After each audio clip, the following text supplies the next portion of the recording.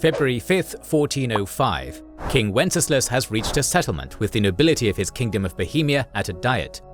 In return for far-reaching concessions, he has reconciled with the most powerful elites in his realm. This formally ends a period of internal unrest and a civil war that has devastated his kingdom and whose effects will continue to shape the country for many years to come.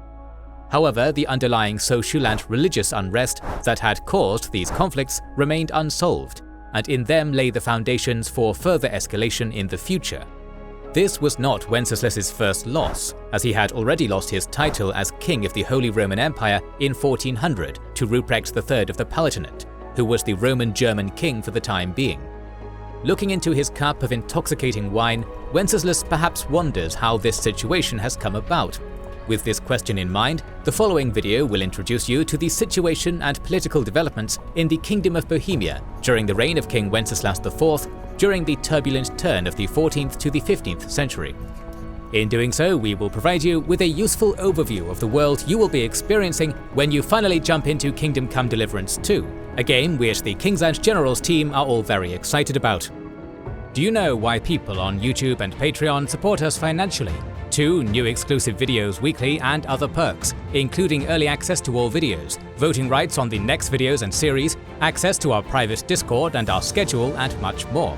More than 200 exclusive videos are available to our patrons and YouTube members, including the series on the Spanish War of Succession, Punic Wars, Pacific War, Iberian Reconquista, Russian Revolution and Civil War, North African and Italian campaigns of World War II, and much more. Join them via the links in the description or pinned comment, or by pressing the join button under the video. Most importantly, their kind support allows us to create 3 free videos per week without worrying and pay our team members competitive salaries. Thanks for supporting us. We will begin our video by taking a step back and looking at Bohemia's position within the Holy Roman Empire, with which Bohemia had been closely intertwined for centuries. Bohemia had been a duchy within the Holy Roman Empire since the High Middle Ages.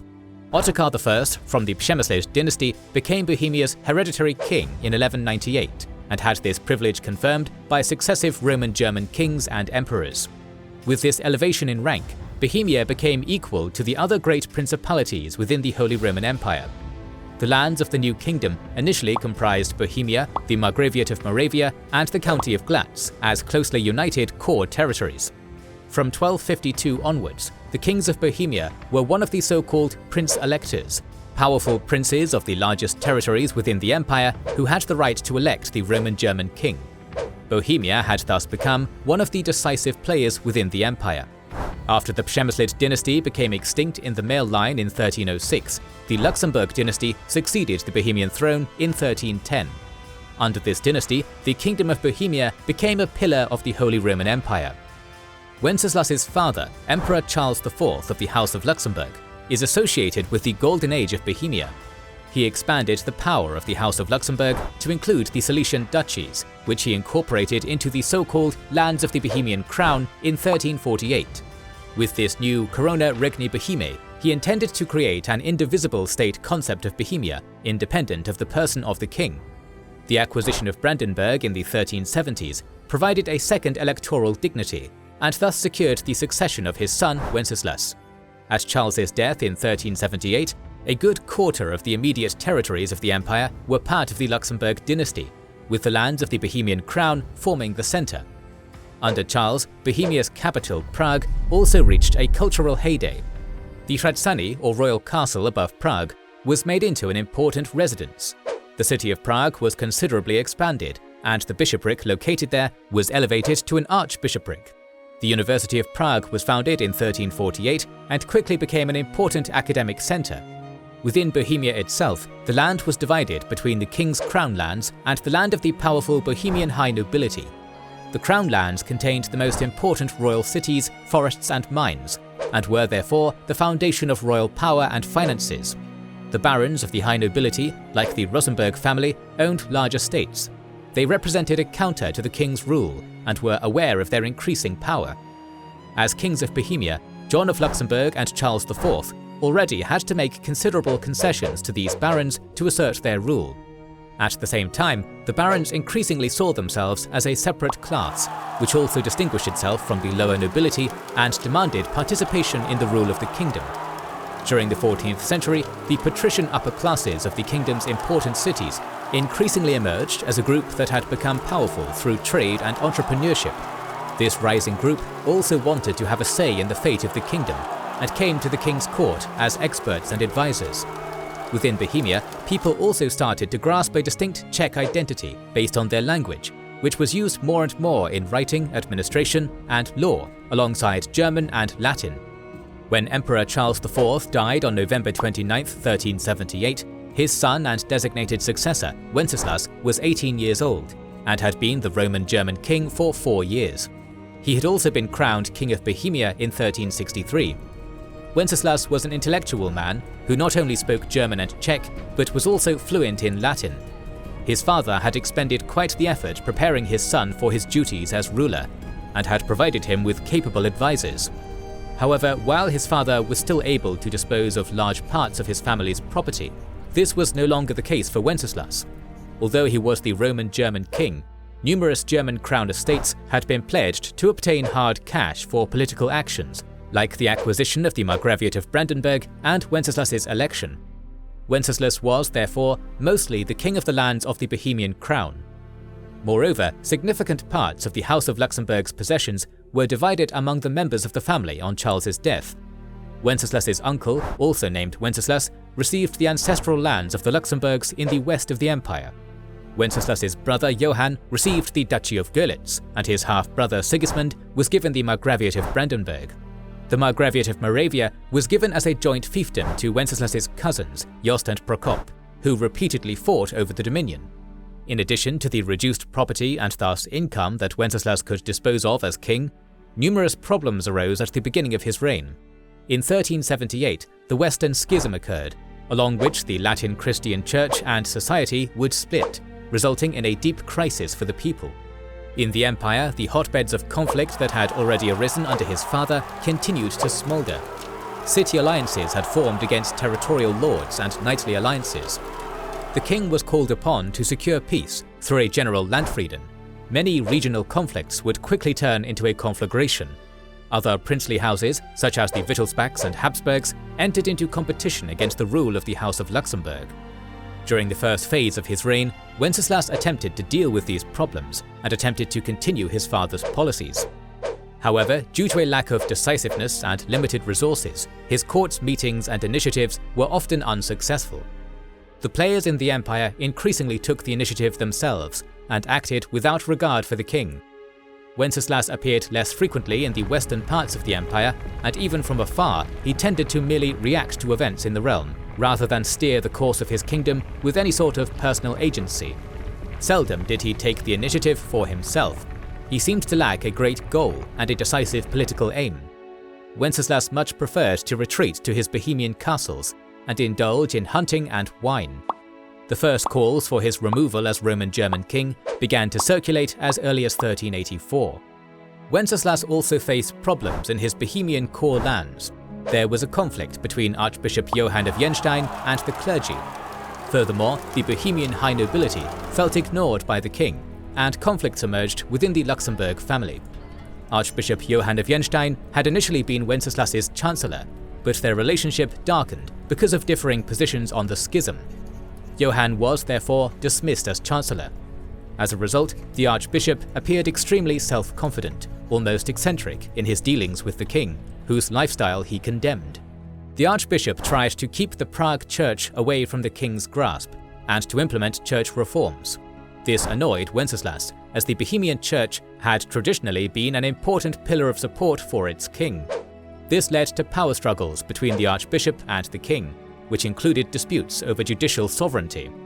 Wenceslas removed the archbishop from his council at the first opportunity, and in 1393 intended to establish a new bishopric in the west of his kingdom to limit the power of the archbishop of the Bohemian church. This sparked a conflict between the king and the archbishop. Von Jenstein opposed this undertaking and, without consulting the king, hastily appointed a new abbot for Kledrau Abbey, which Wenceslas had intended to become the center of the new bishopric. Enraged, Wenceslas went to Prague and had high ecclesiastical dignitaries captured, but the archbishop himself evaded arrest. When the king confronted the arrested clergyman, he drunkenly wounded the dean of the Prague Cathedral chapter with a sword. Vicar General Johann von Pamuk and Nikolaus Puchnik were chosen to be tortured. The former did not survive and died, his body thrown into the Vltava. Subsequently, accusatory writings appeared against Wenceslas and his loyal advisors, and parts of the clergy distanced themselves from the king. In the clergy, the king had made a strong enemy. The Bohemian high nobility was equally unhappy with their king. What bothered them about Wenceslas's rule was his indecisiveness and the councillors with whom the king surrounded himself. From 1384 onwards, a growing number of council members from the ranks of the high nobility were replaced by men of the lower nobility, or even the bourgeoisie of the towns. Thus, the barons demanded a limitation on the powers of the royal court offices, access to the highest regional and court offices themselves, and the free disposal of their estates. Some families were also angered by the fact that the king had frequently enforced the reversion of issued fiefs. In 1394, leading nobles joined together to form a League of Lords, which was to become known as the Panska Jednota. Led by important barons, contact was made with Jost of Moravia. Under the pretext of negotiations, the king was taken captive in Bethlen on May 8, 1394. Jost and the Jednota claimed to now govern the kingdom on Wenceslas's behalf. However, the king was not without supporters, and his half-brother and confidant Johann of Görlitz quickly realized the nature of the game that was being played at a meeting with the captured king. In Kuttenberg, he called for resistance against Margrave Jost and the Jednota. His call was particularly well received by the cities within the kingdom, and Prague even opened their doors to the king's supporters. Furthermore, Johann von Görlitz began to plunder the possessions of members of the Jednota. However, further civil war was prevented, as Count Palatine Rupert II was appointed imperial vicar at a court meeting in the empire. He raised an army to support the king, while at the same time opening negotiations between the Jednota and the king. Thanks to this mediation and pressure on the barons by Johann von Görlitz, the king was released. But he had to hand over several castles as guarantees. All these events had little effect on the king's style of rule. He soon fell out with his partisan Johann von Görlitz, who died in 1396. In 1395, the conflict between Wenceslas and Jost erupted again, when the king appointed the latter's brother Prokop as the sole Margrave of Moravia and imprisoned Jost in April 1395 in defiance of the peace efforts. The conflict with the barons also continued to escalate. In this situation, Wenceslas turned to his half-brother Sigismund, who had become King of Hungary in 1387. He and Jost were appointed as arbitrators in the conflict between the king and his nobles. The Jednota recognized their arbitration in 1396, and the king had to accept some of their demands. The highest court and royal offices had to be filled by their representatives.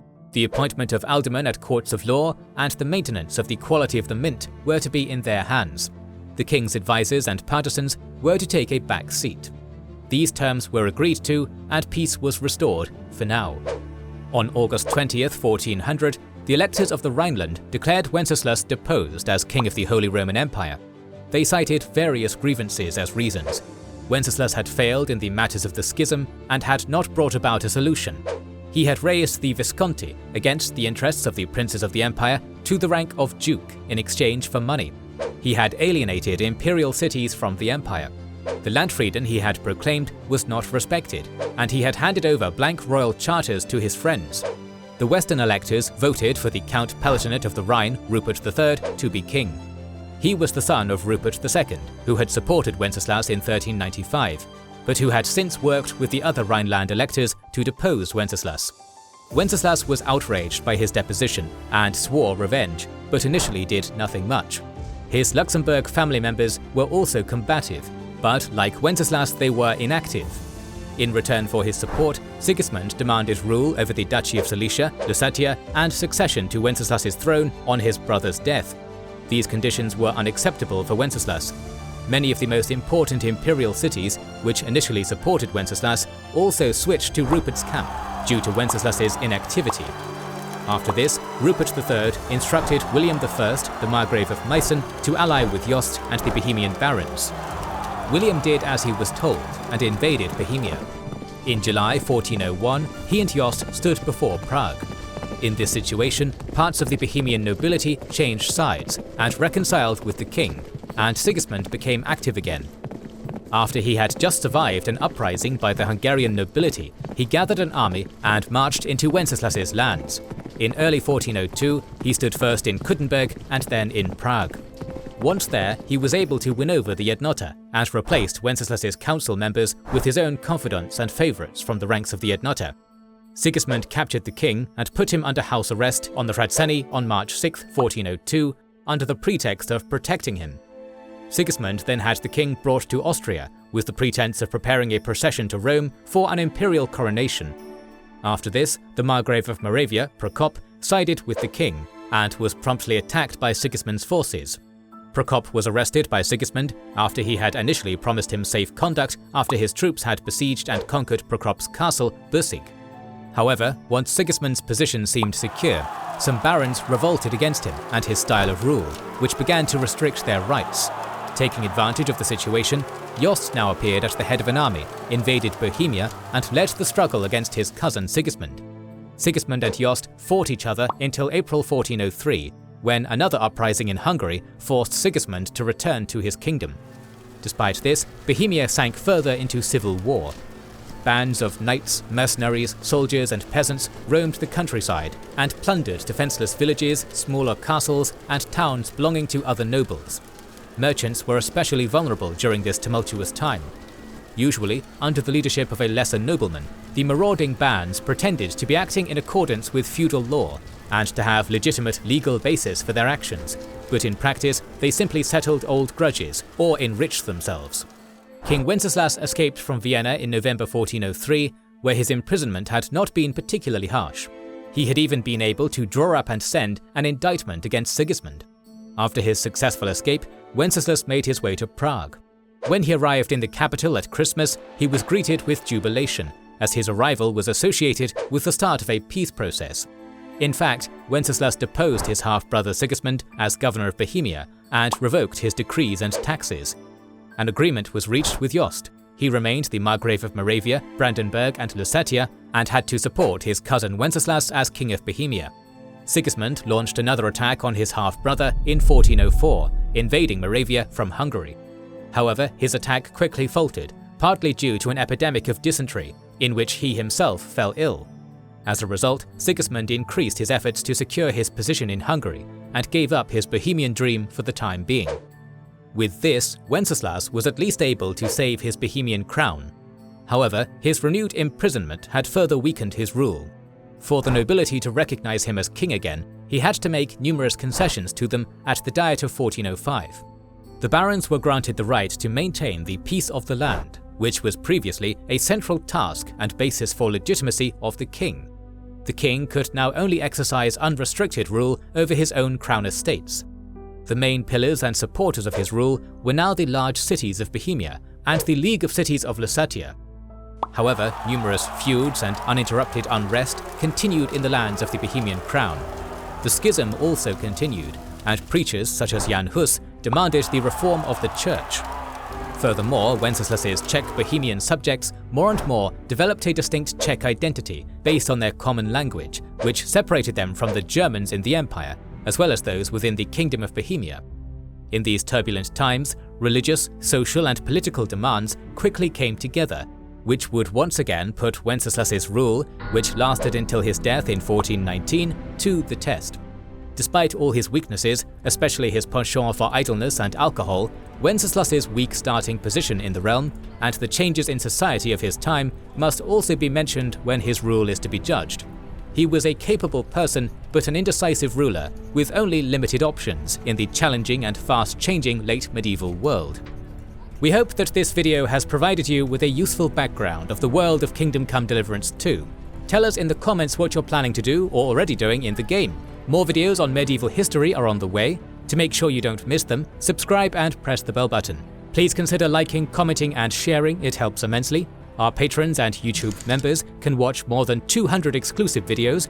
Join their ranks via the link in the description or by pressing the join button under the video to watch these weekly videos, learn about our schedule, get early access to our videos, access our private Discord and much more. This is the Kings and Generals channel and we will catch you on the next one.